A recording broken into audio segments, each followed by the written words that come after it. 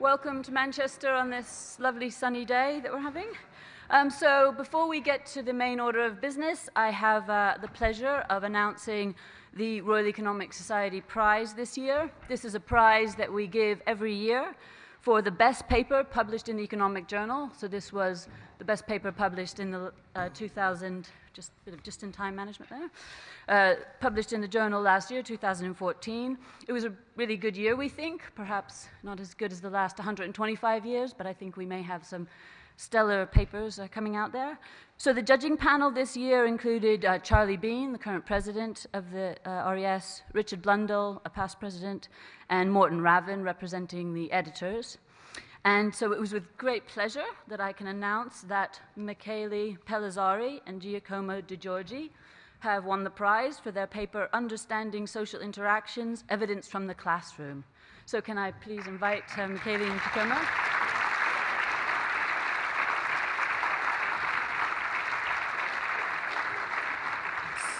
So the paper they've written provides an elegant test of models of social interaction. The paper considers risk-averse agents who can either engage in joint production or can mutually insure themselves against idiosyncratic risk. The design of the insurance model that they develop in the paper is both elegant, and the paper provides convincing evidence in favor of the importance of the insurance motive. And it's an innovative and very carefully executed paper, and I recommend it to you all. And so let me...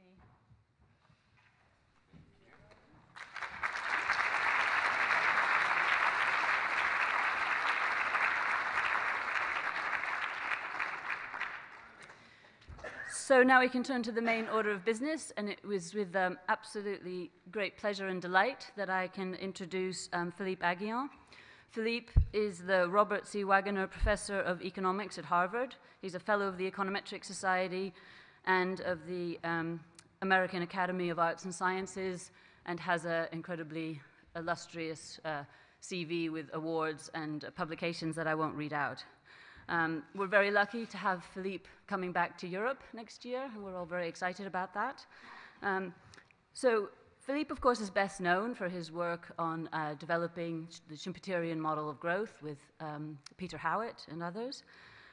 For me personally, when I was started as a lecturer, I had the great pleasure of teaching a growth course with Philippe. It was both great fun, and I learned an enormous amount from it. And we ended up writing several papers and a book from that, which I think was a delight and a real privilege for me personally. So I'm very much looking forward to hearing Philippe talk today. So let's welcome Philippe.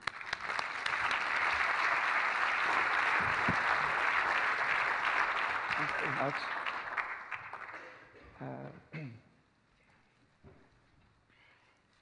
Thank you very much. Thank you. So it's a great honor and pleasure to be here. I've lost my voice, which is not so the pleasure to. I learned a lot working with Rachel and Richard, and it was a great period where we started to interact with empiricists on Schumpeterian growth models and to learn from microeconometricians, which was the appropriate econometrics for this kind of growth models that we were trying to develop. And so that has been, of course, a life-changing experience. And so return in a reciprocal. So today I will talk about innovation and top income inequality. So the past decades have witnessed a sharp increase in top income inequality worldwide, and particularly in developed countries. And so I don't need to expand on that. For example, you all know this kind of picture. So this is the wage inequality, male wage inequality from Goldin and Katz.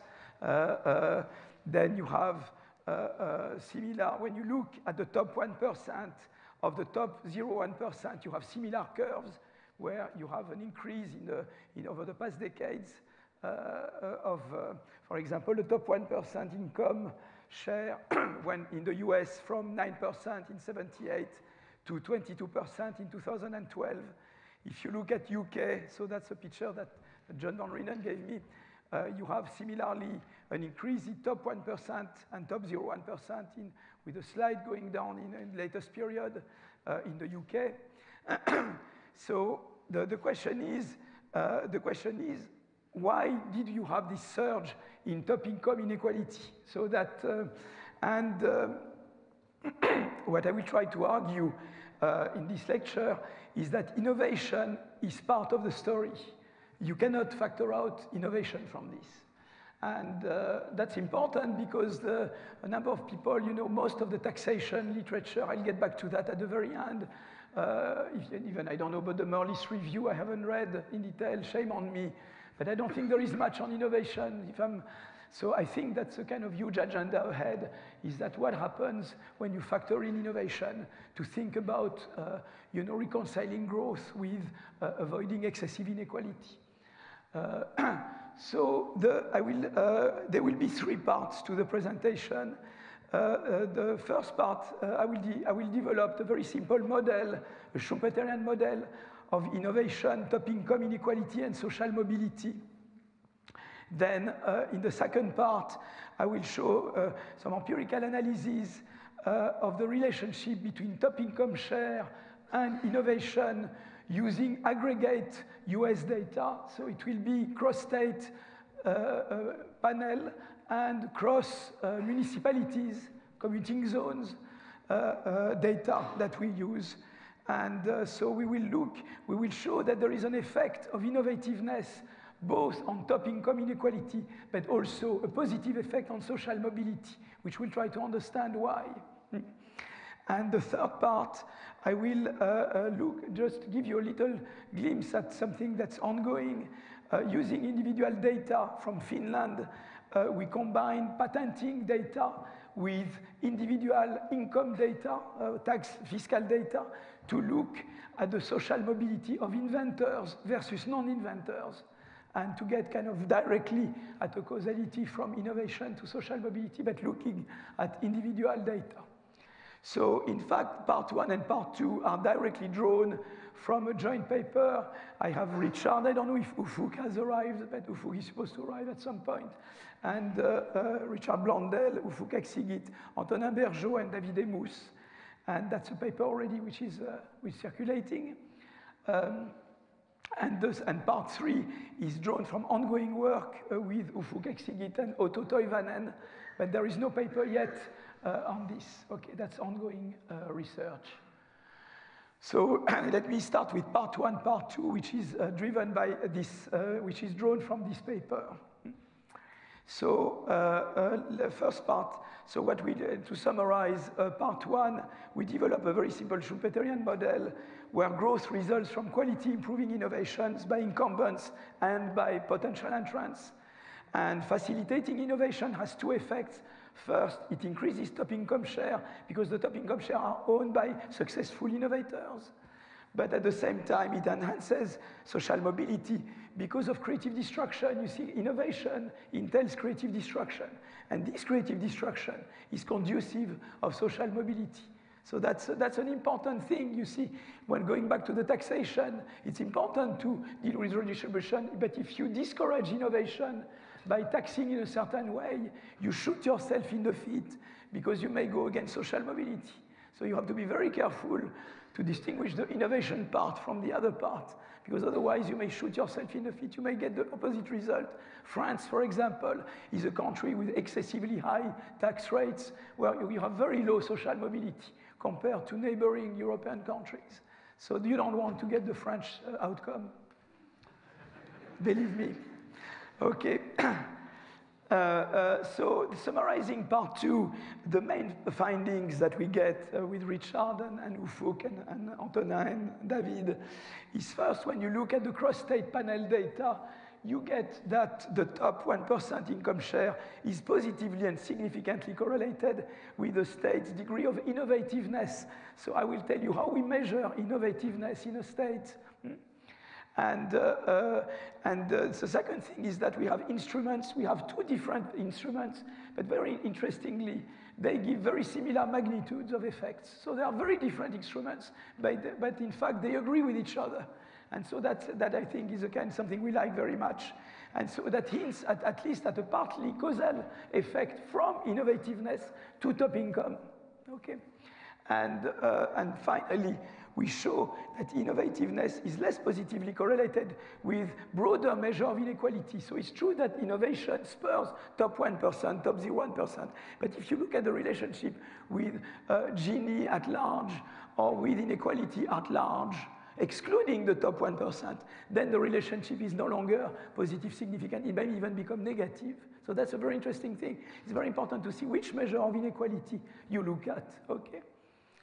And the second type of findings we get, that's on the CZ, means commuting zone. It's municipality, essentially, okay? And using the terminology of Chetty, Raj Chetty and co-authors. So what we show there is that there we do just cross-section because we don't have panel. There is not enough depth, time depth, to be able to do a panel analysis. So we just do cross-section analysis. And we show that innovativeness is positively correlated with upward social mobility. That means the extent to which, if my parents were at a low percentile, I can get to a higher percentile, okay? And second finding, the positive effect of innovativeness on social mobility is driven mainly by entrant innovation, not so much by incumbent innovation. So that's important, the role of entry. You see, entry is a very important part of the story. Okay, and third, the positive effect of innovation on the top income share and on social mobility are both dampened in places with higher lobbying intensity. Lobbying, in fact, is a barrier to entry. So anything which is an entry barrier will, of course, inhibit the social mobility, inhibit the entrant innovation particularly. So we show that lobbying is particularly bad for entrant innovation, and therefore it's bad for social mobility. Okay, and that's something you want to avoid. So if you want a policy that deals with, reconciling growth inequality, it's not just taxation is important, but entry policy, competition policy, housing policy, anything that will spur mobility is important. You see, so you need to have a much broader view than just, overtaxing capital like you do in France. That's not a good idea, for example. Yeah, okay. There is a whole empirical literature. I don't want to spend too long on this. I mean, there is a whole empirical literature on inequality and growth, but this literature, that doesn't get very conclusive, in fact, a relationship between inequality and growth. Look in particular at the Banerjee-Duflo paper. They look at inequality at large and growth, okay? And they look at growth at large as well. They don't specify innovation-led growth particularly. So they look growth at large and inequality at large. And they don't look particularly at top income and innovation-led growth. You could get much more precise relationship there, probably. Second literature, there is, of course, a literature on skill-biased technical change. And, Katz-Murphy, Crussell et al., Goldin-Katz that I mentioned before, Daron, all the versions of Daron's work. And, they deal mainly trying to explain the increase in wage premium and not so much directly with the top 1%. Okay, that's something they... And then there is a literature on the evolution of income and wealth inequality, Piketty and Saez, and Piketty's book. But the thing is that we contribute to this literature because we put innovation as part of the story. There is in fact, if you look at that literature, there isn't much on social mobility, and there is nothing on innovation. And that's where we contribute, is to say, let's put innovation into that and look what happens, okay? And finally, there is some work. I was mentioning individual data, that you could combine patenting data and individual data. So for example, Toivonen and Vahanen have a paper on education and innovation. They try to understand whether the fact of becoming an innovator is influenced by education or things like that. There is work by Bell, Chetty, Van Reenen, and Jaravel, which is not yet a paper, will soon be a paper, where they also look at, is parental income important explanatory variable to say whether you become an innovator or not. They try to understand the parental background of those who become innovators. And there is the work that I'm doing that I will mention with Toivonen and Ufuk. But that's kind of very much embryonary literature, which is now only developing. But I think there is a lot of promise in doing much more of this kind of study. So let me start with the model. I don't want Rachel, maybe, if you tell me, I would not like to spend more than 15 minutes on the model, because I would like to show the empirical results, but I want to. Thanks. Okay, so let me move to the part one, part two. Part one model. Okay, so I won't put much of math on you, but just tell you a bit, just the model, think of the story that I'm telling, okay? So we try to build the simplest Schumpeterian model to develop the intuitions and make the predictions that we test. So consider an economy in discrete time, because you want to have generations, and there is a continuum of individual, and suppose that you have as many owners as workers. Of course, we know it's not true in practice, but to simplify, we assume there is the same amount of owners and workers, okay?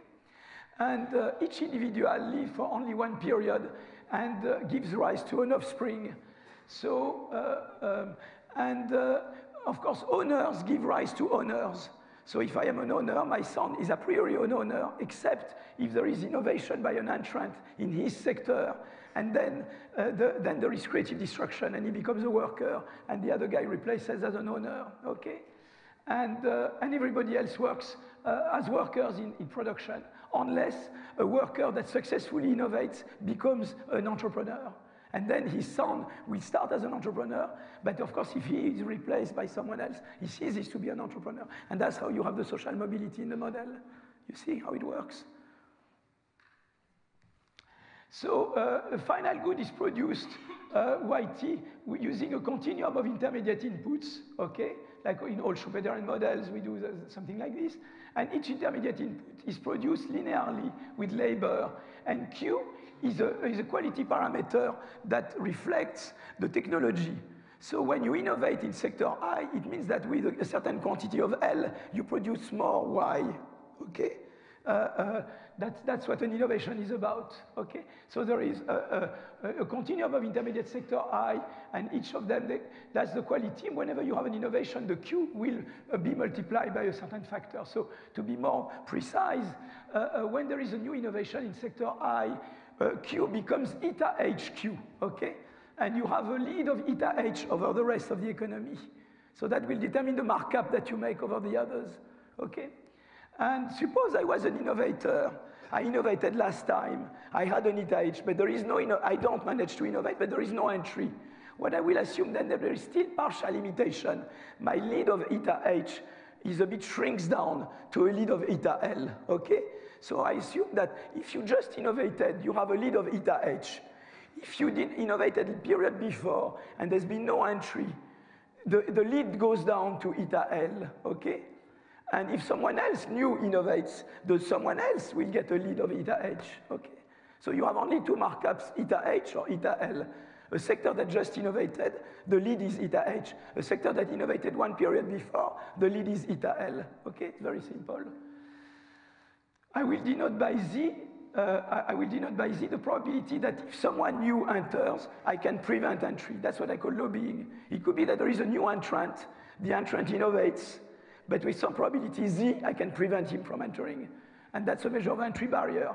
I take it as a parameter of the model, and I call that lobbying. Okay, so now we are almost, you'll see things will go very simply. That's the model now. Just specifying the R&D technology, I will assume that an entrant or an incumbent, if they spend a quadratic cost of R&D, they innovate with probability X, okay? So if you spend more, you innovate with higher probability, okay? And you choose your X, okay? That's what you do. And of course, when you get X, you know the kind of profits that you will get. So you have first to solve for the profits, and then you do backward induction, and you say, knowing the profits that I get if I innovate and if I don't, what are the R&D that I would invest? And then you solve in R&D. It's always like that, this kind of model. You do backward induction, given innovation or no innovation, you solve for the profits, and then you go backward, and then you solve for the R&D investments, and then you get the R&D, and then you get the growth rate. So R&D, I will assume that in each sector, a potential entrant will spend, the timing is like that. Initially, at the beginning of a period, in each line, a potential entrant will spend this cost. I will denote by xi the R&D intensity of an entrant, by xi tilde the R&D intensity of an incumbent. So if an entrant spends this cost, he decides the cost to spend, and then he will innovate with probability xi. The incumbent will spend that cost, will innovate probability xi. So with the true probability, the entrant will succeed with probability xi, 1 minus z. That means if there is no entry barrier, okay? Because if he could have succeeded and there are entry barriers, then he would not enter. Okay, then the entrant replaces the incumbent and he gets a technological lead eta h. With probability xi tilde, the incumbent succeeds and gets the lead to go from eta L, which if he had not innovated, to eta H. And otherwise there is no innovation. And the incumbent stays and the leader has just technological lead on eta L. It's very simple, you see. We exclude the fact that they both innovate at the same time. Okay, and at the end, production, consumption, profits happen at the end of the period. And that's, each period is like that. First R&D investment, then you have the outcome of the R&D, and then of production and consumption and profit take place. Okay, so now I have a few slides just to solve that. So the marginal cost of production, remember that you had y equal q. So if I want to produce 1 unit of y, I need 1 over q unit of labor, okay? So that means that then you understand right away that you see the marginal cost of production is equal to the wage, is equal to the wage divided by q. Since I need 1 over q unit of labor to produce 1 unit, the unit cost of production is w, the wage, divided by q, okay? But the price I charge is this multiplied by the eta, because I do eta better than the rest of the economy. Okay? So then you get right away that the profit, in fact, you can replace, and you can see that the profit, using the fact that with this logarithmic technology, you know, the final goods sector spends the same amount YT on all intermediate sectors. Using this plus the previous equation, you get the expression of the profit right away. You see, the profit will just be eta minus 1 over eta times aggregate output. You see, it's a very simple expression. So in particular, in a sector that just innovated, you will have higher profits. You have pi hy. In a sector that innovated before, you have pi ly, you see, where pi h is greater than pi l because eta h is greater than eta l. Those are the profits. Now that I know the profits, I can move backward and determine the innovation intensities, okay? So let mu denote, so now you know that the profits are not the same for those who just innovated and those who did not just innovate, okay? So it's important to know, when I want to know the share of income earned by entrepreneurs as a whole, it's important to know which share of sectors an innovation just occurred compared to the share of sectors that therefore will enjoy the profit pi h, compared to the share of sectors where an innovation happened before, and that you know there, it's a share of profit pi l, okay? So in fact, it's very simple. If mu t denote the fraction of high markup sectors, the sectors with markup eta h, okay? We know that the entrepreneur share is what? We know that, you know, you see the profit, I know it's 1 minus 1 over eta h. You see, that's the profit. 1 minus 1 over eta h if you are high, 1 minus 1 eta l if you are low. Overall, it will be 1 minus mu t over eta h, where mu t is the fraction of high markup sectors, minus 1 minus mu t over eta L, where 1 minus mu t is the fraction of low markup sectors, okay? And that's overall what the entrepreneurs get, and the worker, they get 1 minus that. And that's the share of income in this model. And what you want to know is what is the effect of the parameter theta. You remember the cost of innovation.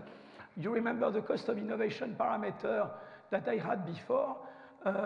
You want to know, suppose you lower theta j, theta e or theta I, suppose you have something that improves the R&D technology, that makes it cheaper to do R&D, what is the effect of that on the share of entrepreneur income and on the share of labor income? And that's what we are after, okay? So let me just,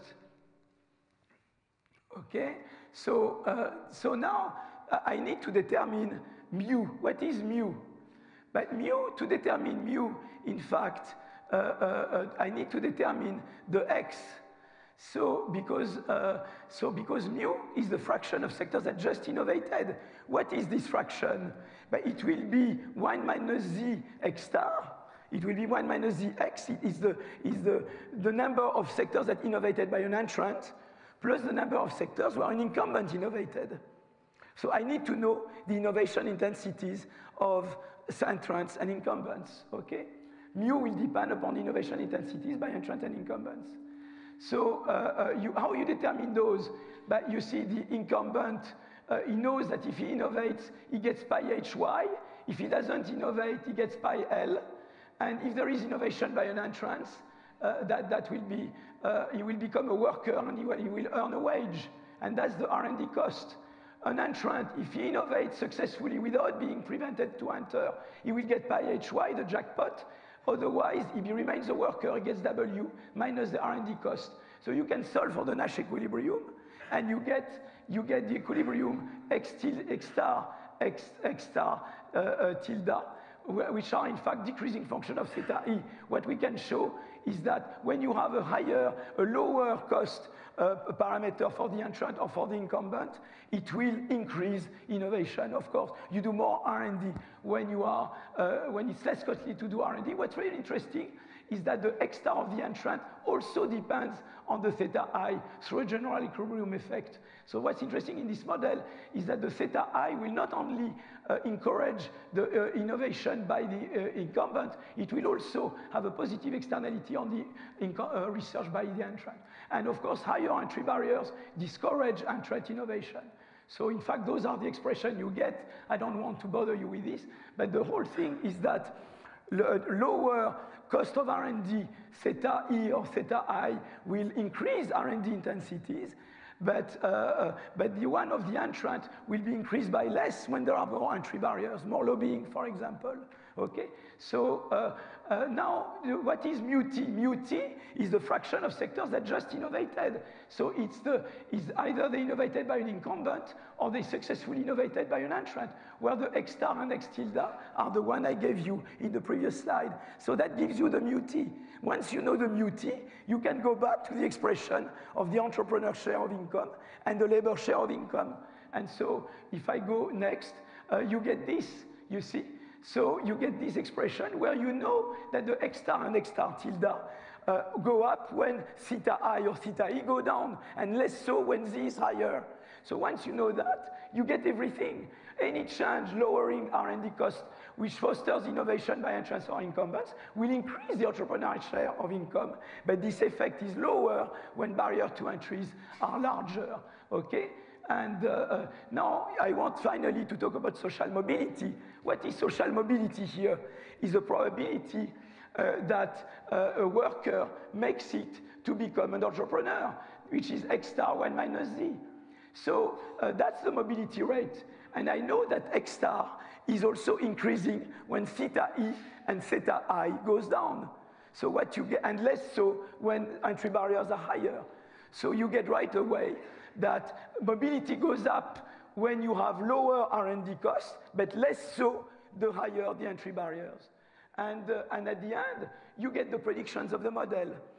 Prediction 1, entrant and incumbent innovation increase top income inequality. So anything that will encourage entrant and incumbent innovation will foster top income inequality.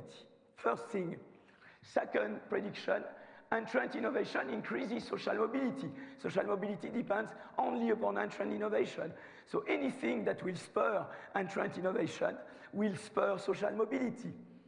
3, entry barriers lowers the positive effect of entrant innovation on both top inequality and social mobility. Those are the predictions that I will now put to the data. You are extremely brave to bear with me on the model, and now I will move to the empirical part. So you were very courageous. I deserve a glass of water. We survived this. Now it's pure fun, okay? The sweating is gone. No more sweating, it's just fun part, okay? Rachel, am I doing okay? 2 minutes perfectly. Sorry, am I? Perfect. Oh, God, wonderful. Excellent. You know, it was very funny because with Ufuk, the presentation of the theory section was a bit harder before. And the poor guy it was 2 o'clock a.m. his time. And I said, Ufuk, can we simplify the slides? And he said, I will only have 3 hours of sleep, thanks to you. So thank you, Ufuk. It's all thanks to him. So if you see Ufuk with pockets under his eyes, it's because of the theory section. Okay, so let me move to the part 2, empirical analysis using US aggregate data. Let me just 1 second. Let me just model. I'm done. Okay, excellent, great. Okay, so what are we talking about? We want to talk about the relationship between innovativeness and top income inequality. How do we measure either? So the core empirical analysis will be carried out at US state level. Now people could say, what about the problem of state? People could move, but in US states you have firms. So you see, when we will talk about the effect of innovativeness on top income inequality, of course you have the income of the inventors, but you also have the income of the CEO, of the executives of the firm. You see what I mean? You contribute to the income of not only the inventor, of the top executive in a firm. And firms, they tend to be fixed, to be associated with the state or with the commuting zone. So it makes perfect sense to do the analysis at that level, okay? The data set will cover the period 75-2010, a time range imposed upon us by the ability of patent data, okay? So now let's start first with the data on inequality. The data on inequality, we look at the share of income owned by the top 1%, and also we look at top 10%. They are drawn from US state level income inequality database, Frank, for example, the paper by Frank that I mentioned before. From that data, we gather information also on other measures of inequality, the Atkinson index, the Tail index, the Gini index. We construct other index that I will mention later, okay? So that's where we get our data on inequality. For example, in every US state, the top 1% income has increased between 75 2010. The unweighted mean value was around 8% in 75, reaches 21% in 2007, before slowly decreasing to 16.3% in 2010. Now, just to give you an idea, you have like this. You remember also the UK, it was like this, and then slightly with the crisis going down a bit. Okay. Now let's look at innovation. So innovation, when looking at, you see, we look at the US Patent Office. The US Patent Office provides complete statistics for patents granted between 75 and 2010. For each patent, you have information on the state of residence of the patent assignee. You have information on the date of application and a link to every citing patent. That may be very important because we want to look at important patents versus non-important patents, and we will use citations for that. So it's very important to have the citation dimension of the patent. When you have a patent with multiple assignees, what we will do is simply allocate equally to each assignee the merit of the patent. Okay, so now the USPTO considers 3 types of patents. I don't want to bother you with this, but you have what we call utility patents that are used to protect a new and useful invention or an improvement to an existing process. Design patents that are used to protect a new design of a manufactured object, and plant patents that protect some new variety of plants. The first one accounts for more than 90%, and we have complete data for them. So we restrict attention to utility patents, okay? We leave the other ones out, okay? So now there is a substantial amount of variation in innovativeness both across states and over time. For example, between 75 and 1990, Delaware, Connecticut, New Jersey, and Massachusetts are the most innovating states. Arkansas, Mississippi, Hawaii are the least innovating states. And between 1990 and 2009, the most innovative states were Idaho, Vermont, Massachusetts, Minnesota, California, Arkansas, West Virginia, Mississippi, has all less than 0.06. Very interesting to know that, by the way, because if you know the Chetty et al. Paper on mobility, you know that mobility is worse in the US in the southern states.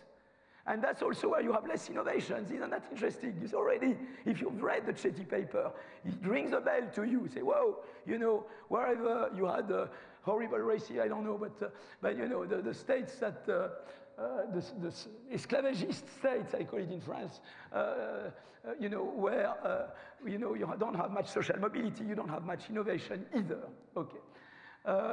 So now to measure innovation, we consider several measures. So first, of course, we look first at patents, the number of patents per capita. Okay, that's the first measure. How much you patent? That's the first measure. But of course, there are patents that are more important than others. How do you weight them? You weight them using citations. So for example, one way is to use the 3, 4, or 5 years window citation, is the number of citations received within 3 years after the application data, or within 4 years after application data, or within 5 years after application data. Those who are cited more are presumably better. But you have another measure, which is whether you are among the 5 most cited. I mean, what you do is that you say, let's put myself in 2010. Let's look backward at a patent that was granted before. By now, is that patent among the 5% most cited in that year? So that you compare the comparables. That's another way to measure if a patent is important or not. A third measure is the total corrected citation number, the number of times a patent has been cited. Once this number has been corrected from truncation bias, I will not talk to you about truncation bias, because then I will need another lecture, you would all be asleep, and I don't want that to happen. And finally, has the patent been renewed? It's a dummy variable equal to 1 if the patent has been renewed before 2014. Presumably, bad patents are not renewed, and only good patents are renewed, okay? So we control for various things. I don't want to bother you. For example, it could be that the business cycle has direct consequences, both on productivity growth. Typically, you innovate less in recessions. But we also know that the business cycle has effect on the top income inequality. So you want to deal with this, so you control for the output gap to control for the business cycle, okay?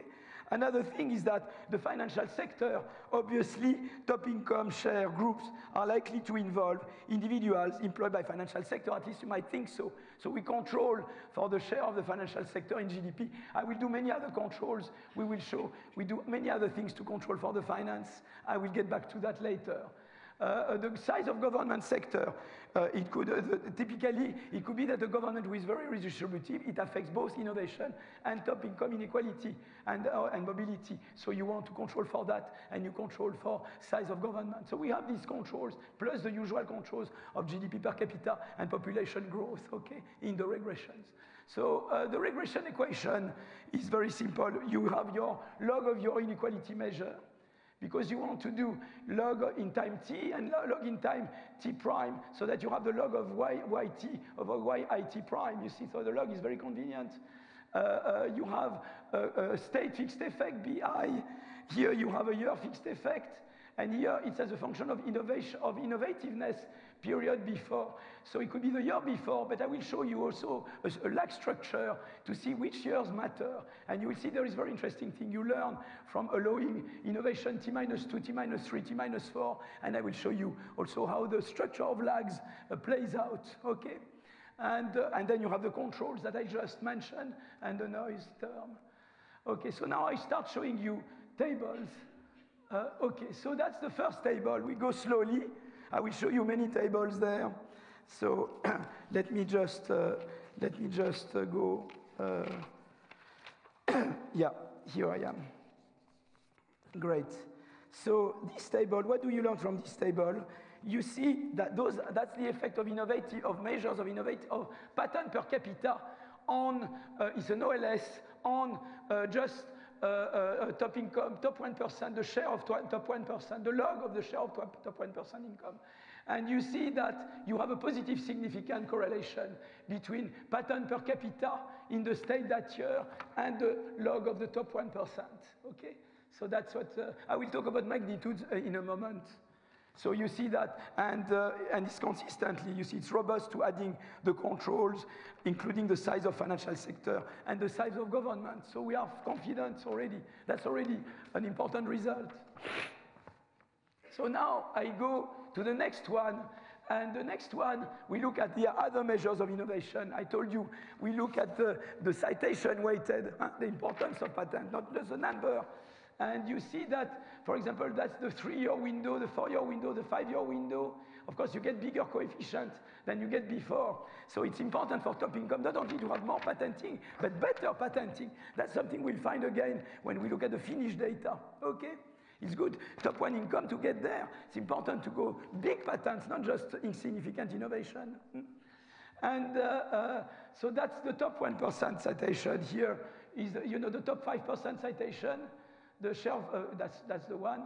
And then whether you were renewed. Okay, so that's the various, that's the citation counter, the share of that were the 5% most cited and those that were renewed. And you see consistently, whichever measure of importance of innovation you use, you find a positive correlation, significant, between that and the log of the top 1% income. Now, it's very interesting. You can move to other measures of inequality. And the other measures of inequality are these. So what is the, what are you doing here? In fact, here you have, I reproduced the top 1%. What is H-top? H-top is top 10 to 2%. So there I take the top 10% where I take out the top 1%. And you see, if you do that, you lose the significance. You see, it's interesting, no?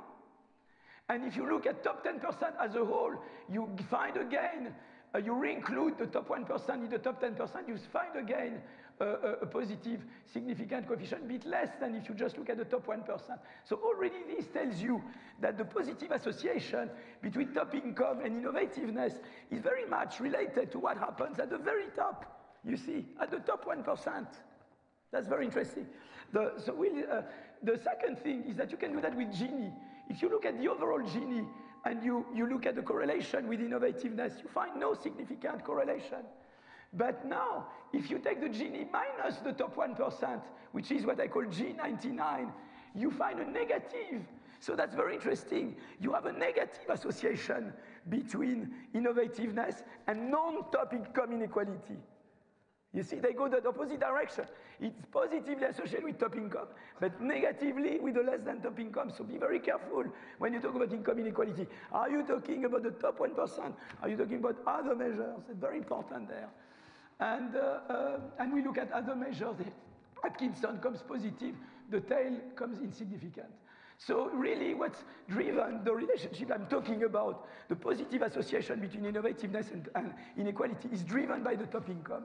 Okay, so now we want to talk about instruments. We want to talk about causality. So to deal with causality, we are very happy with ourselves because we look for very different instruments. The first instrument is based on work that I did in the past with Caroline Hawksby and co-authors on education and growth, where we try to use appropriation committee data to instrument for research education. The idea is very simple. You have in the Senate and the House of Representatives in the US, things that we call appropriation committees. They have a state composition, and they have a head, of course. Whoever the state composition or the fact that the state has the head coming from the state, you see what I mean? For example, when a guy from Alabama became head of appropriation committee of the Senate, suddenly research education subsidy to Alabama went up a lot compared to Mississippi. You see, why? Because these guys, they are senators or MPs in their state. They want to deliver to their state. They want to be reelected in their state. So they want to be able to tell their state, look, when I was on the appropriation committee, look what I got for you. Okay, so please vote again for me. That's the logic, okay? Porks, we call that, no? Porks, global porks. Okay, so that's the thing. And that's a very nice instrument, okay? We use that as an instrument. Alors, the problem is that, of course, these guys, they deliver also highways, infrastructure, buildings, and we correct for those. We control for highways, we control for military subsidies and for infrastructure subsidies, and the result still goes through, okay? So you have just to be aware that the appropriation committee's bulk of it goes to research, but some of it goes to highways and infrastructure, and we control for that. Okay, so that's the first instrument. The second instrument has nothing to do with it. You instrument, you use knowledge spillovers, you instrument innovation in a given state by the sum of innovation intensities in other states weighted by the relative spillovers from these other states on this state. I mean, this state may cite more or less patterns from various other states. So what you do is that you look at the innovation intensity in the other states weighted by the extent to which I cite you versus you versus you. And that formally it's this, oops, oh my God. You see, that's WIG is the extent to which state I states cites patterns of state G compared to all other states, okay? And what you do is that you weight the innovativeness in those other states, in state J, by the extent to which I cite patterns coming from J, you see? And that's an instrument. It has nothing to do with the committee, and you will get the same magnitude of effects. See, that's what's remarkable. I'm sure there are exclusion restrictions that are violated by each of those two. But it's very unlikely that they would violate the same exclusion restrictions. Do you see what I mean? So that's why, and we can even use them combined, which we also do. And we get the same magnitude with very different instruments. That's why really we thought we had something, you see. So, okay, let me show you a few tables and not bother you with algebra. Madam Rachel, am I still alive? I mean, time-wise, I'm not dead yet. Oh my God, more than what I need, more than I did. Okay, so let me start. Let me show you the IV tables. So this is just the first instrument, and you see that you know it works. Whether you take any measure of quality of innovation, it works very well. The F-tests are, you know, you get. It's a very, very strong instrument. And you get coefficients that are 3 times as big as the OLS. So you get a bit bigger coefficients, but not out of proportion with the OLS coefficients. So that's what you find here. And in fact, what's interesting, we might think that those are the same, but they are not the same because you lag the instrument. You remember I told you I could lag the innovativeness variable. What we do here is take different lags of the instrument. And whether you take that lag, you see the numbers don't vary much, whether you take a 1 period, 2 period, 3 period lag of the instrument. And then is the instrument used for the other measures of citation, you see? And look at the effect of top income. And you see that you get each time the effect is always significant and positive. So the second thing we do is that I promised to you that I would look at the lags in patenting. So we do that using the instrument, okay? We instrument for the lag innovation. And you see what's very interesting is that the lag culminates at 3 years before. It's still important 4 years, 5 years, but then more than 5 years, you lose it. You see what I mean? So that's very interesting to see that there is a kind of non-monotonic effect. You know, I don't know if they are statistically different, but of statistical significance different from one another, but you see that you can see the lag structure. So up to 5 years back, it matters. More than 5 years, it doesn't seem to matter much.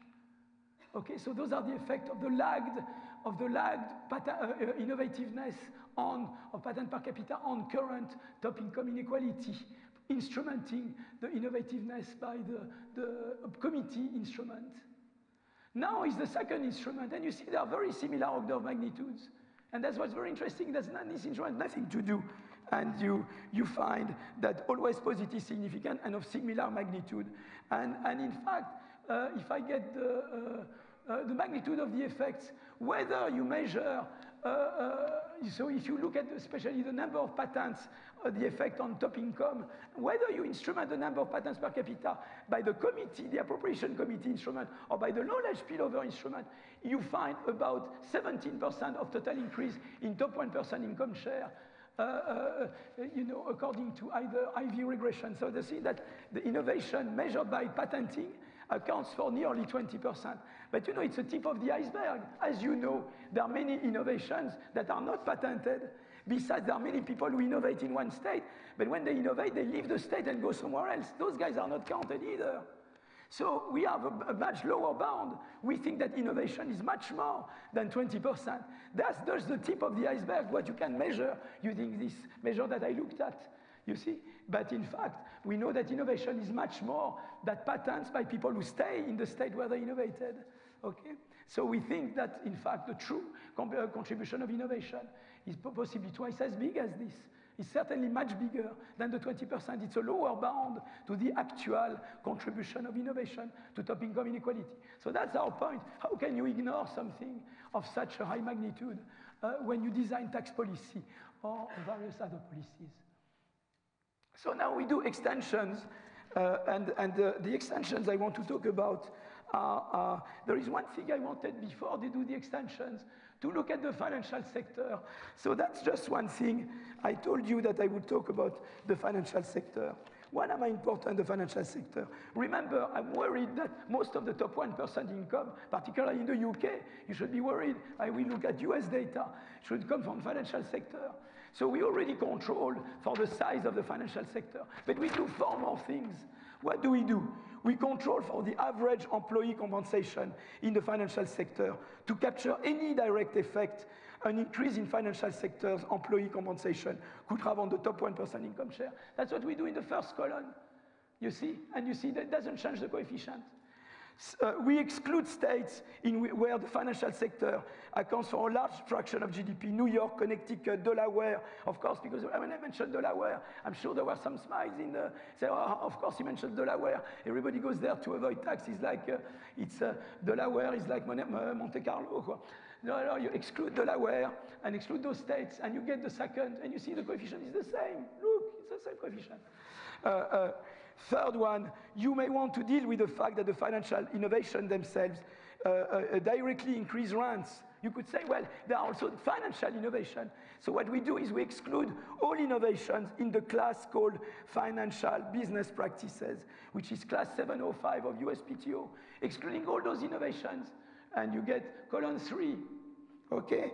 Then, to deal with the fact that financial development should impact both innovation and top income inequality, the IV is already meant to deal with that, but to say, suppose you are not even convinced by the IV, we construct a measure of financial dependence. You know, you have a sectorial composition in a state, and the sectors, each sector has a financial dependence, but you weight the sectors by the importance of patenting in the state. So you construct what we call a measure of financial dependence of innovation. You control for it, and when you do that, you get column 4. Okay, and again, you get almost the same coefficient. And so that's for the finance. Now there is the oil, Alaska, Sarah Palin, yeah? You've heard about her. Yeah, so Alaska is a place where oil extraction accounts for about 30% of total GDP. It's very likely that top 1% income share in Alaska is likely to involve individuals employed by oil extraction, which in turn is very sensitive to energy price fluctuation. You want to deal with that. So we do 2 things. We first control for the share of extraction-related activities in total GDP. That's number 5. We then control we remove patents in the class called mineral oils, process and production, which is class 208 of the USPTO. And you get 6, and you see the remarkable stability of the results. Okay? And the last thing we do before I get to the extensions, we control for changes in top tax rates. And that's what we do here. Here we control for state marginal labor income tax rate for individual earning $100,000 dollars per year, but we look at other brackets, and we get similarly that you have the remarkable stability when you control for the tax rates. You see, so that tells you a bit all what we do to control. So I just want, Rachel, how long do I have? 20 minutes? So I just want to mention a few extensions, and 3 of them. One is the effect of innovativeness on social mobility. One is entrance versus incumbent innovation, and one is lobbying as a dampening factor. So, no, let me just, I don't have time to do this. Voilà, here. Okay, so what we do on social mobility, we don't have panel data. We use the Chetty et al. So we just borrow from them. It's nice to have Raj Chetty down your floor. I can just knock at his door. I think he must think I'm a pain in the neck to bother him all the time. So I asked his social mobility, we asked for social mobility data. And what we did is to correlate innovativeness and social mobility. So we regressed, you know, log of top income on the mobility measure, you know, and plus various controls. and that we have here. And what you see is that you have a remarkably, you have, so what is the first column? The first column is, you look at the effect, you see what is this, just to give you an idea.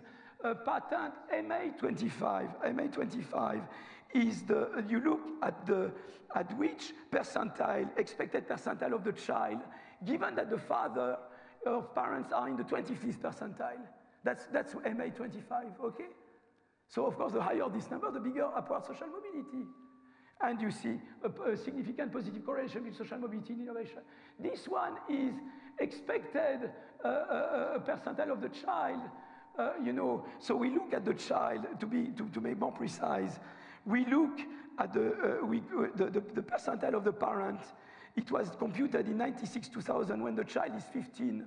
And then you look at the percentile of the child when the child is 30 years old, which is in the period 2011-2012. And that's the number you calculate, you see? That's how you use. So the whole thing is over a period of 25 years, you see what I mean? So you see again, it's a positive significant, a bit less than there, but still positive significant. There, P15, it's P15. You look at the probability of a child to belong to the highest quartile, given that the parent belongs to the first quintile, is the probability that the child belongs to the highest quintile when the father belongs to the lowest quintile. And that's the probability that the child belongs to the highest quintile if the father belongs to the second lowest quintile, third lowest, fourth lowest. And you see how things, it's only the probability that you belong to the fifth highest quintile when the parent belongs to the fourth quintile that you don't have a significant correlation. You see, but everywhere you find that upward mobility and innovation are positively correlated. Okay, so that's an important fact. It's we predicted with the model. Now, the second thing I want to show you is entrant versus incumbents. Remember, in the model, the Z, the mobility which was measured by Z, affect only entrant innovation. The mobility is important. Mobility, remember, is X star 1 minus Z. It's related only to entrant innovation, not so much to incumbent innovation. Okay, you remember that? So, in fact, you find that in the data. You see how do we measure entrant versus incumbent innovation?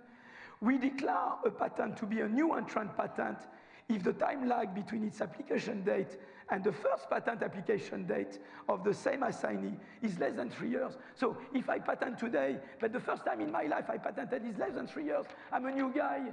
If I patent now, but my first patent is 20 years ago, I'm an old crap, okay? Okay, that's how you do. So and you regress separately social mobility first and then top income on entrant versus incumbent innovation. Let me first show you, this is social mobility and entrant versus incumbent innovation. That's very interesting because compare between column 1 and column 4. This is the relationship between, you see, it's the effect on the upward mobility of the patent by new. And that's the effect on the upward mobility of the patent by incumbent. Only the patent by new impacts on the social mobility, exactly like in the model. It's the entrant innovation that carries mobility. We are in a Schumpeterian world. I try, to sell you that. Okay? So it's very interesting, exactly like in the model. You see, it was X star was minus Z. There was no X tilde in the social mobility expression. Now I can compare, same thing with the P15, the probability that the child is in the fifth quintile if the father was in the lowest quintile. It only matters the effect of entrant innovation, not the incumbent. And same thing, patent probability that child is in the fifth quintile if father was in the second quintile. So you see, the relationship is really between upward mobility and entrant innovation. It's entrant innovation that drives the mobility. So you want entry, competition, entry, very important, okay? In France, it's a very funny thing, France. A month ago, there was a law, very modest, called La Loi Macron, from the name of the economy minister, who is a friend of mine, and he's 36 years old. He's a new entrant in politics. And he tried to push for a reform that would increase a little bit entry. All the left is against, the whole left. They are against, because they think that anything that means competition is the devil. But you see here that entry is a good thing. It's not a bad thing. They don't understand a damn thing, these people. My God. You need new entry into French politics. Yeah. Okay. So now I look at the effect on top income. You remember, as I told you, what's very interesting also is that you may want to look at the entrant versus incumbent on you both X tilde and X star matter for a top income. And that's what you find when you look at top income. Both new patent and incumbent matter for top income, although with slightly higher coefficient for new entrant than for incumbent. But both of them matter exactly like the model predicts. Both X tilde and X matter for inequality, but only X1 minus Z matters for the mobility. It's exactly what you have in your regression. Okay. So that's what you have. Okay, so now I want finally to look at lobbying. Lobbying, of course, is there to reduce entry. Okay, US, they are great specialists of lobbying. Okay, my friend Francesco Trebi and co-authors have written beautiful papers recently on lobbying in the US, which I encourage you to read. There are beautiful pieces. Okay, and so lobbying in my model is the Z. A higher Z reduces the effect of innovativeness both on top income inequality and more dramatically on social mobility. So, so what I show you here is how do I measure lobbying at a state level or municipal level? I know the lobbying of sectors. I don't know the lobbying directly of states, but you know the sectoral composition in each state and sector. So you do Bartik. You know, there is a guy called Bartik. He's a hero. This guy helped me. I discovered this Bartik. I use him more and more. So we know the initial, at the beginning of the period, composition, sectoral of a state or municipality. And you know nationally the amount of lobbying. So you construct state level or municipal level measure of lobbying by just weighting the lobbying nationally for the sectors by the weights that various sectors have in a state or municipality. And you construct a lobbying measure. And what we do is to regress top income or social mobility on the one hand on innovativeness, and innovativeness interacted with lobbying. And lobbying, of course, and what you find is kind of very interesting. You see here is first column. What you find is that the interaction, of course, is negative. When you have more lobbying, you dampen the effect of innovativeness on top income, okay? But also, I'm looking at top income here. But if you now distinguish between new and incumbent, you see, is the entrant innovation that the Z prevents, not the X tilde. Is the X star 1 minus Z. Is exactly what you find. It's the effect of the entrant innovation on top income, which is dampened with when you have more lobbying. You see, exactly like the model would predict. And that's what we do. Here is the instrumented version of this, okay? That's the instrumented version of this. So that's when you look at top income. Now you can look at social mobility. And social mobility, that's a very important, interesting thing. So of course there you are no longer in panel, you are in cross-section. So first, what's very interesting is that here what you look in column 4 and 5 is the effect of the number of new entrant patents and the correlation with absolute upward mobility, respectively for municipalities with higher than medium lobbying and lower than medium lobbying. And you see that the correlation between innovativeness and social mobility is positive, significant only in low lobbying states, low lobbying commuting zones. In high lobbying one, you destroy the effect of innovativeness on social mobility. You see? It's only in commuting zones with less than medium lobbying intensity that you see a significant positive correlation between innovativeness and social mobility. So if you have too much lobbying, you kill the Schumpeterian effect of innovativeness on social mobility. So fight lobbying, go against lobbying, okay? That's the one. And now if you look at 6 and 7, you now look at incumbent innovation. Whether you are in a commuting zone higher or lower than median regarding lobbying intensity, it doesn't matter. You don't care. Lobbying doesn't matter for incumbent innovation. Lobbying is bad for social mobility because it dampens the positive effect that entrant innovation would have on social mobility. You see, exactly like what the model would predict. Okay? So summarizing what we've done, we have analyzed the effect of innovation-led growth on top income and social mobility. We found positive and significant correlation between entrant innovation and particularly entrant innovation, top income, social mobility. Our instrumentation at cross-state level suggested a causality from innovativeness to top income share. When measured by the number of patents per capita, innovativeness accounts on average for about 17% for the total increase in top income between 75 to 2010. And we saw that it was driven by entrant innovation, that lobbying dampens it. That's what we've done.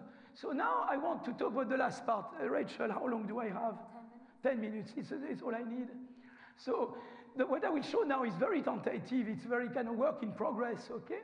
And so the most fantastic thing, which is Ufuk found this, I think it's another white knight of Ufuk. He found this beautiful title. You know, he said, I didn't sleep last night, and I found this title. So I like when Ufuk tells me that he doesn't sleep. Sometimes you find, so that's, okay, oh my God, what a paper I have here. It's becoming really terrible. Okay, so, hey Ufuk, how are you? Ufuk is there, yeah. Yeah, you can see Ufuk. Ufuk, did you manage to sleep in the plane? Not so well, yeah.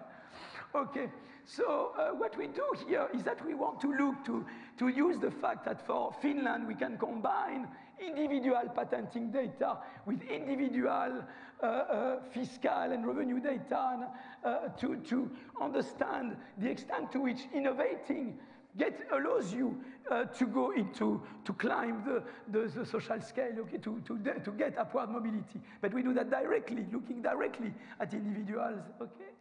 So, in fact, you see, we have 75% of all Finnish inventors who obtained a USPTO over the period 1990-1999 and could be matched to the Finnish employer-employee data. So that gives us 884 inventors in the current data, which is 40% of all inventors in the full data. In fact, now we are extending, and we will get it for the full data. The control group of non-inventors comprise all the individuals from the same firms as inventors, but that were not inventors, and they represent about 5% of all Finnish working age population.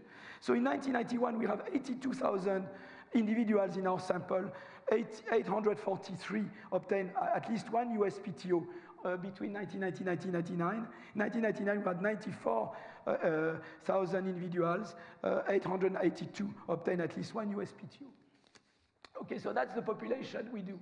So let me show you some figures, because you are tired now of tables. I will show you mainly figures, not tables, but simple tables. So this one shows you the wage income growth of inventors and non-inventors. An inventor is someone who had at least one patent in the USPTO between 1990 and 1999. And you see that the growth rate at the highest decile, the growth rate of inventors is much higher than the growth rate of wage for non-inventors. So if you are an inventor in the top decile, your wage goes faster up between the wage growth between 1990 and 1999. You can look in percentiles now, and you see that even more clearly. It's a higher percentiles growth. Innovation will make a difference, particularly at wage growth at the highest percentile. I don't understand why there is a problem with the sound now. It's because you're holding the paper in front of it. Oh, it's the paper. Excellent. Yeah, because it's electric data. Yeah. I knew they were sensitive. That's what we call sensitive data. Yeah. Okay. So that's an interesting thing. You see that being an inventor is a big part of wage growth. You see, that's a big, your wage growth higher at the higher percentile particularly. Here we look at capital versus labor. And what's very interesting is that the ratio, so the upper curve is the ratio in the various years, is the ratio of the capital income of inventors to capital income of non-inventors. This is the ratio of labor income of inventors over non-inventors. So first we see that both of them tend to increase as you move to higher percentile or higher deciles. But what's important is that the capital income of inventors relative to capital income of non-inventors is higher than the ratio of labor income of inventors to non-inventors. So it's important the capital, you see, on all kinds of incomes, it's higher for inventors and non-inventors, but particularly the capital income. So when you look at capital income, also innovation is a big part of the story, okay? So that's an important lesson from these slides. Now I will show you transition tables. What we do here, the way they are, we look at whether someone was or was not in the top 10%. You see, we took top 10% because in Finland, if you take top 0.01%, you get only one person, and you can just give him a ring or whatever. I start making stupid jokes, but okay. So here is the probability that you make it or not to the top 10% in 99 if you were not top 10% initially, okay? So there are the joint probabilities. That's the joint, you see, probabilities of being, for example, here, top 0% in both periods, you see, or that's how you do. But you see, what's interesting here is the conditional probability. 4.5 is the probability that you make it from 0 in 91 to, from being not top 10 in 91 to top 10 in 99, if you are not an innovator. And you see that if you did not invent, you are very unlikely to climb. You are very unlikely to move from below the top 10 to the top 10. But if you invented, you are damn likely to move. You see, that's a very striking table, no? So it's a fantastic elevator, as we say in French, social elevator. No, that's the same expression. Oh my God, but this data is extremely incredible, yeah. I knew it was, I will tell, that's the first thing we'll tell Otto, he's not here. Otto, you imagine, it's an explosive data set. Okay. Excellent. So now let me move to this table, table 2. Here we look at further education, and we see what the main lesson is that for non-inventors, further education makes essentially no difference. For further education, for inventors, having a father who has more than 12 years versus less than 12 years makes a little bit of a difference. You see a slight increase in the probability of making. So if you innovated and you have a father who is well educated, it helps you a little bit, okay? It's not a big deal, but it helps you a little bit. That's interesting. The next one is female, male, and this one, what you learn from it is that women have much harder time. It's not a big discovery. They have much harder time to climb, 2.07 versus 5.3. If you're a non-inventor, you see, they are twice less, whatever, likely. But the interesting thing that you find there is that they are, like men, more likely to climb if they invent than if they don't. And if they invent, they are less likely to drop out of the top 10. So there seem to be that slightly, if you're a woman and you innovated, you are more likely to stay there than not to stay there. You're more likely to stay in the top 10. So a woman in the top 10 already is more likely to stay there conditional on having innovated. The age is interesting. Here what it shows is that innovating when young makes you more likely, a bit more likely to climb than if you are innovating when old. So particularly, you should innovate when young, and that is, of course, that age together with innovation is a good combination to climb. And finally, innovation quality. If you have innovation with more citation, you are much more likely to climb than with less citation. You remember, we look at the citation for the aggregate measures. You find that result here. If you innovate with a very highly cited innovation, you are much more likely to make it to the top 10. Okay? And in fact, so you see almost twice as much likely. In fact, when you do regression of log wage in 99, you see regress on patent count on citation, you can see that very quickly the regression coefficient go up very quickly as the citation go up. You see that? You can even show it here. You can put that figure there. You see, your wage in 99 relative to 91 is much. You see, the wage growth is much higher when you cite more. So having well-cited patents is very important. There is a regression I didn't show you, and there is an interactor that we should have included. We didn't. Is that the own education is important. It seems that it's important to have an innovation well-cited. And by the way, if you are more educated, you can market it better. Probably we think that's the part, or you are better connected. So the combination that seems to win is to have an innovation that's well-cited, and you are higher education. And presumably because you market better, you are connected better, or whatever. That combination seems to be important. And that's what comes out so far of the results we have, okay? So conclusion, overall, I have tried to argue that innovation is a big part of the story when trying to explain top income inequality, top 1%, and to look at social mobility, okay? I think what we should do next there are various things that we should be done. And we see three main areas of research which we think there is a lot of work to be done. The first one is to analyze, to go deeper into the individual. We are still continuing on this Finnish data. And we want to look at factors such as innate ability. We have, in Finland, they do military service. So they have IQ data, which is great.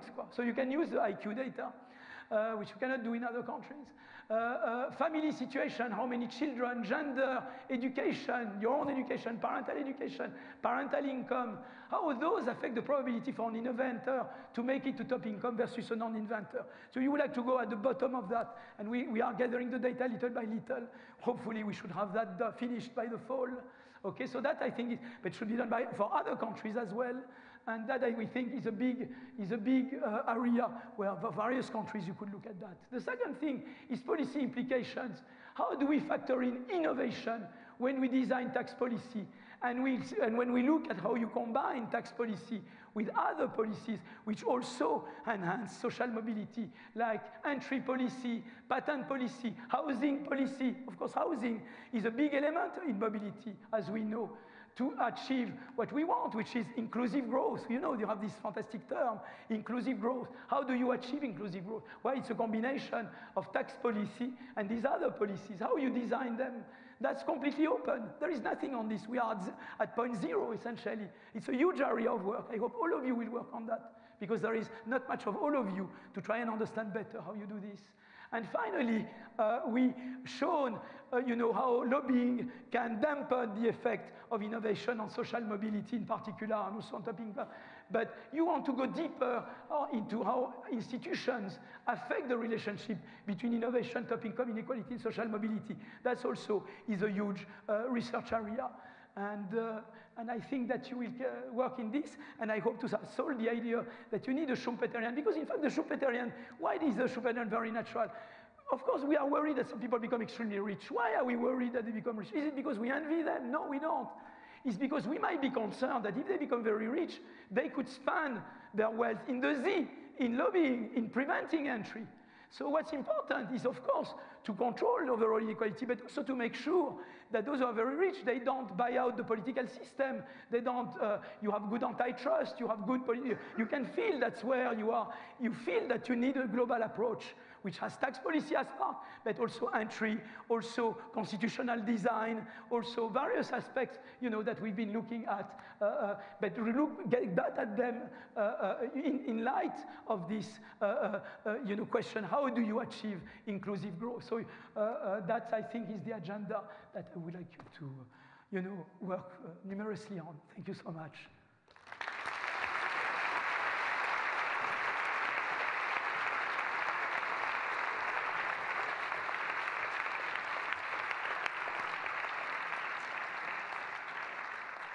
So we do have a few minutes for questions, if we have anyone who would like to ask a question. We have some microphones. Where are the microphones? Yep, so there's one just here. Thanks. It was great, as expected. And I think it's great that you're back now to France to preach about this in France. Okay? But let me be just a moment, and I'm very sympathetic with everything, but let me be a devil's advocate in a moment. Because one other way to think is to say, no, the problem in the top percent is monopoly rents. So today was very nice because we have said that 20% of it is monopoly rents out of patents. At least, yeah. Okay. So it's a little of a contradiction in it, in the sense that on one hand we want a lot of mobility, on the other hand we want patents that provides this rent. So how do you can disentangle this? I mean, the fact that you think these things, I thought it very interesting, the difference between the entrance and the incumbents. Yeah, Maybe, yeah. But can you disentangle this? Now that's of course, you raised the big question that we've been asking all the time. But what's very interesting is that when you look at inequality and growth, you are back into the big question, how you reconcile the rents to motivate innovation with the competition to make sure that current incumbents do not prevent entry of new innovators. And so it's the whole issue, of course, partly of combining patent policy and competition policy. For example, some people believe that if you believe in patent policy, you should not have competition policy because you would take from one hand what you give with the other. There are people like Baldwin Levin who believe that if you believe in competition policy, you should not have patent policy because patent policy would undo the competition. So I've done some work recently with Peter Howitt and Susan Prentel, forthcoming in General Economic Growth, where we showed that the two are complementary, in fact. Because you want to, there is the escape competition effect. We know that the competition has a good thing, is that you innovate to escape competition. So patent policy enhances what you get if you successfully innovate. Competition lowers what you get if you don't. So they are complementary, and in fact we show empirically that there are complementarity, but you're right, there is a good balance, complementary, but how you design them. And more generally, now you have to factor in tax policy. You see what I mean? So far, tax policy was looked independently, but tax policy and competition policy are cousins, and nobody has really looked at the fact that they are cousins, you see? And the big issue now is how you combine them optimally. And how you don't go too far in one at the expense of other. What is the right combination? When these policies are complementary, and when are they mutually discrete? And that, I think, but posing the problem in terms of rents and not preventing entry is a kind of right mindset to think, already that you can have the complementarity. But that's the open question. John? I enjoyed the presentation very much. It's a fascinating correlation that increased patenting increases inequality. But as you showed in your very early slide, of course there was falling inequality, at least in the US, in the 60s and the 50s and all of that. How do I think about that in the light of your findings? I think there were various other things in play. I mean, I think what you've had, in the 70s is a new technological wave. You see what I mean? So you have periods, you have waves in technology. So you have acceleration in innovation. So I think, and various other people have talked about the role that the wave has played in enhancing the inequality. So I think you have waves, and I think it related to the technological wave very much. But partly also, the war, created institutions and things that were more redistributive, more school, more things and you didn't have yet the waves. The combination of that might have, explain what it went down or why it stagnated, you see. And then you had the deregulation, the wave and the on-swing deregulation, because the deregulation, in fact, there was a huge demand for deregulation during the wave, actually. I think that's how so I think you have to reason in terms linked to the technological wave. The financial sector also started to grow big with the wave, and Philippe has shown the remarkable coincidence that there is between the growing size of financial sector and the spreading of a technological wave. So that's a big question. We can continue on this. Are there further questions? Yes. Can I ask you about lobbying? You mentioned lobbying, but and you seem to be saying that it's synonymous with measures to block innovation, block entry, innovating entry. I mean, it seemed to me that the lobbying can range a lot wider than that. One thing I thought about when you were talking about that was prohibition, the lobbying by the prohibitionists. When they eventually succeeded, that unleashed a wave of innovation. Around the regulation. Yeah, that's right. You have regulatory. It's true. Whenever you have things forbidden, people try to innovate around that. But it might be at the expense of other time that could be spent on technological innovation and other type of things with when you patent and when you see what I mean. So it's true. You always innovate around something, around regulations. But the thing is that maybe there is an opportunity cost in doing that. Maybe you don't do other type of innovation that might be more important for these kind of things. So what's interesting is that we use a kind of classical measure of lobbying, and we found overall the effect that you saw. So it could be that some of it is, so at least what we found was in agreement with what we thought. Now we didn't go into the detail of all the lobbying. We just took from the shelf the lobbying measure that had been constructed, by people who work on the subject. One last question. Yes. Yes. Hello. Thank you. Just purely conceptually, and perhaps it's entirely far-fetched, but I was wondering about the long-term dynamics of your model. So, if innovation is increasing top income inequality, shouldn't that bear some negative externalities about potential innovation from subsequent entrants, so that as we progress towards further periods, the actual incentive of the next entrants to innovate gets reduced, given that innovation can be costly and their means. Yeah, but you make it harder for future innovators to innovate. Is that what you say? Or? If the future innovator is an entrant, and if my current innovation is bearing a positive effect on the income of the existing top 1%, wouldn't that make it harder for the future innovators if they were entrants? Oh, so the negative externality working through the income distribution.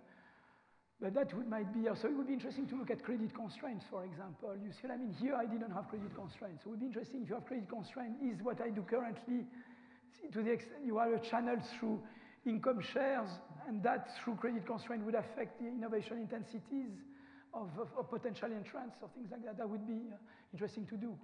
That would be an interesting thing to look at.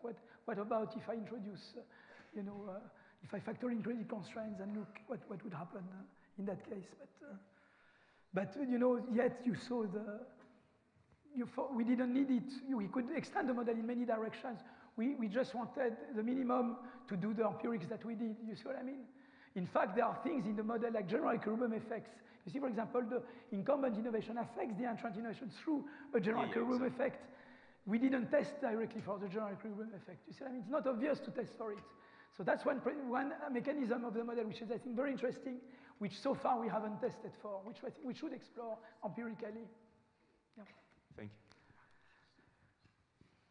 Okay, thank you very much. I just want to make one quick announcement before we thank Philippe, which is that, actually two, the RES AGM is on just after this, a very exciting affair, in room 1.219 on the first floor, and lunch will be served after this there as well.